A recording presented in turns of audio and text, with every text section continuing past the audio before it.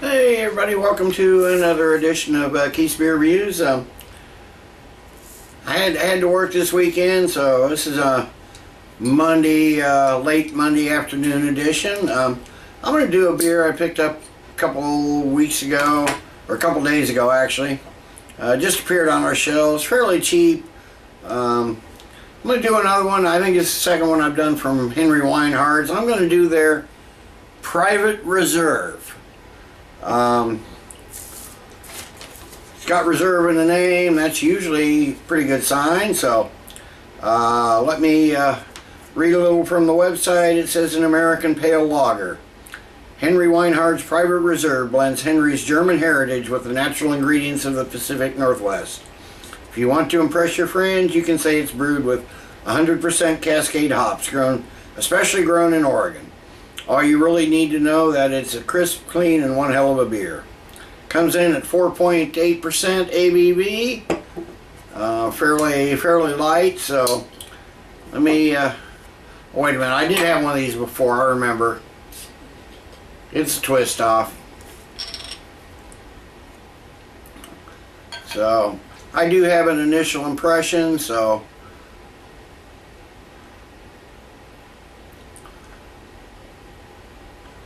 Fairly aggressive pour, got maybe a half a pinky of a really white head.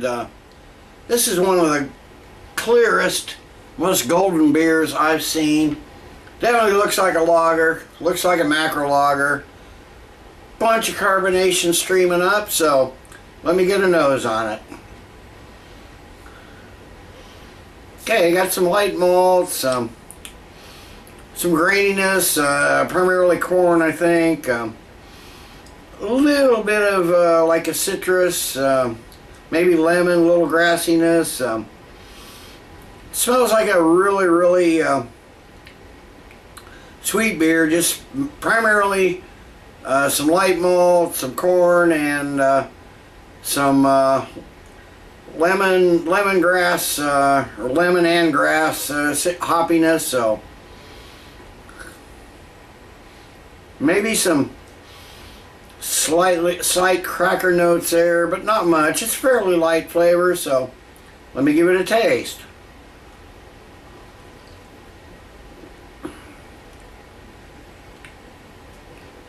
Again, you get those light malts. Definitely get some graininess in there. Again, corn. Not really getting any rice. So far, it smells like a typical macro lager.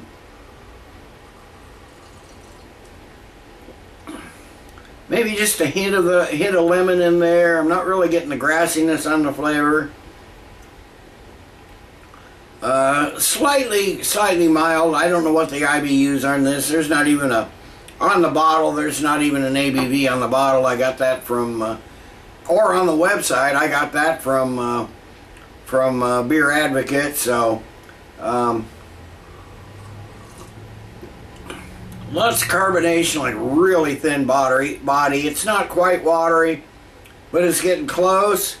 So far, tastes maybe slightly better than your typical macro lager. So let me sit and sip on this a while, and I'll come back in a bit with the final thoughts and grade. Okay, I'm back. It's only been 10 minutes or so. This is one you don't really want to let warm up too much. I mean, it's a macro lager. They're owned now by Henry Weinhard's is now owned by Miller. So I don't even know where this is brewed. I know they started using. Brewed by Blitz Weinhard Brewing Company in Milwaukee, Wisconsin. So Henry Weinhard is supposed to be out of Oregon, but this was actually brewed in Wisconsin. So definitely one of the Miller breweries that brewed it. Yeah, this is better than most macros, barely. It'd make a halfway decent session beer. Somebody offered me one in the bar. I wouldn't turn it down. I'm not super impressed. I mean, I wouldn't recommend rushing out and buying it, that's for sure. I won't be buying it again. It tastes like a number of the better quality macro lagers, but not much better.